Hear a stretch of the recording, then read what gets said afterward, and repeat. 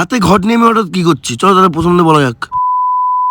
আমি গেছিলাম কালীতলা মেলায়, আর হট করে দেখতে দিদিভাই অ্যানাউন্স করছে। সেটা কি?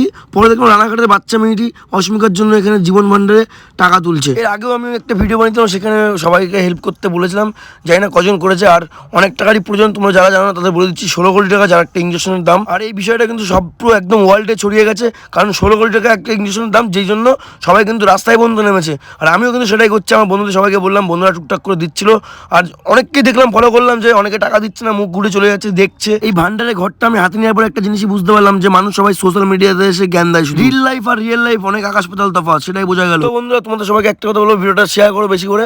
আর যারা এখনো ডোনেশন করেন, অবশ্যই ডোনেশন করো, যাতে বাচ্চা মেয়েটির জীবন বাঁচে, যেন বাচ্চা মেয়েটি সবার মতন হাসি খুশি হয়ে থাকতে পারে। আর রানাঘাট থেকে কজন ভিডিও দেখছো অবশ্যই জানিও, কারণ আমার অ্যাড্রেসটা লাগবে, আমি ওদের বাড়ি যেতে চাই। আমি গিয়ে ওকে নিয়ে একটা ভিডিও বানাবো ওখানে গিয়ে, কারণ আমি ওর জন্য যতটুকু করা করবো। তো বন্ধুরা, কি বুঝলো অবশ্যই কমেন্ট করে জানিও। ভিডিওটা ভালো করে লাইক, কমেন্ট আর শেয়ার করে দিও। Bye bye.